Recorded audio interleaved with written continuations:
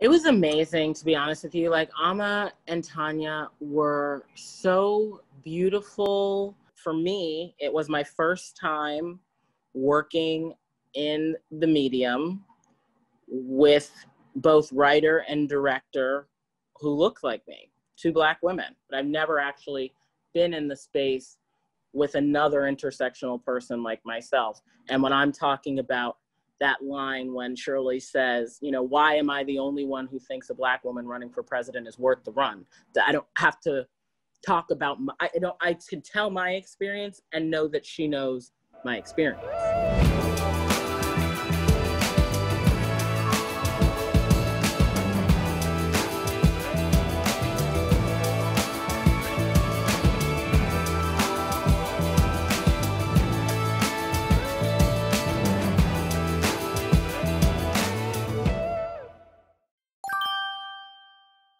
I'm curious what mentors have been particularly important to you as you've developed yourself in your career? I've had a lot of people impact my life. You know, like, first and foremost, I had incredible teachers who have been, from my kindergarten teacher on down, like literally this green eggs and ham copy is from my kindergarten teacher, Mrs. Interante. You know, like, my teachers have been the hugest impact and inspirations and guides for me. You know, one of my early mentors, the choreographer Bill T. Jones, who was the original choreographer for the musical Spring Awakening. He won the Tony for that, and he won the Tony Award for Fela also. He changed my view and vision of how experimental you can get with your work.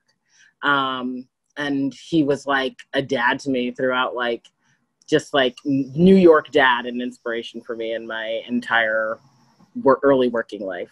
I feel like you've disappeared into Shirley Chisholm. And I'm so curious in the your physicality as her. It's stunning and remarkable, and I wouldn't call it an imitation by any means. It is an embodiment. And how do you find that approach in you mentioned Bill T. Jones and experimental. Was that something that helped you unlock her, or? Yeah, well, I mean, I think the experiment is always figuring out the why. For me, when I'm doing my work, Tricia, it's always about the why are we doing this?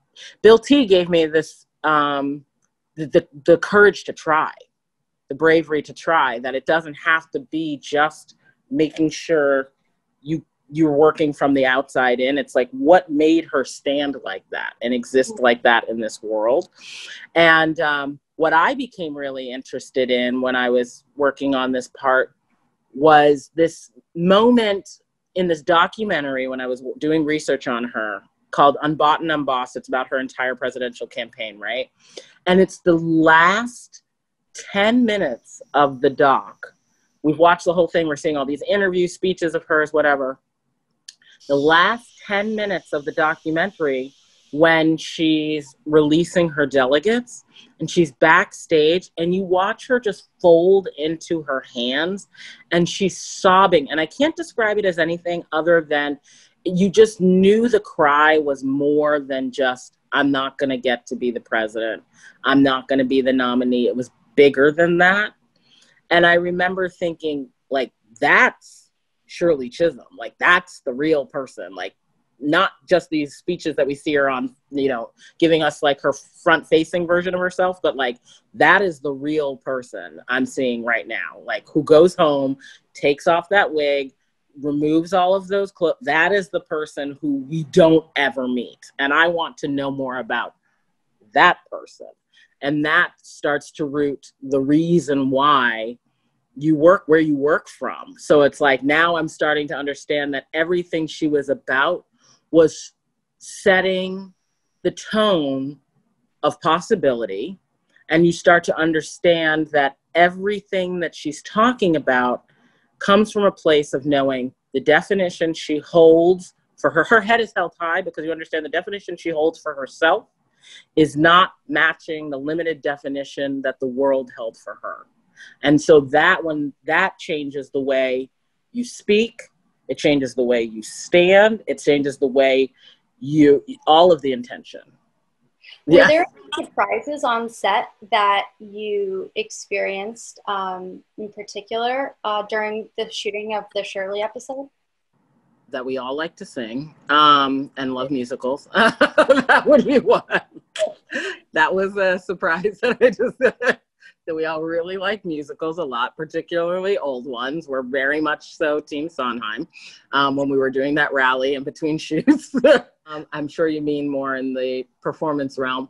I was surprised to learn that she was being bugged. I didn't know that. That was pretty surprising to learn that wasn't just, drama. That was actually something that had in fact happened, that she had been listened into by intelligence offices, which is pretty intense. Really appreciated speaking to you about not just your process, but the importance of inclusion, diversity, and on-set in television. All I would like to say is thank you for your time, Tricia, and I can't wait to work with you, aspiring TV director. Go out and kill it. We need more of you. That's all I have to say. Amen. Thank you so much.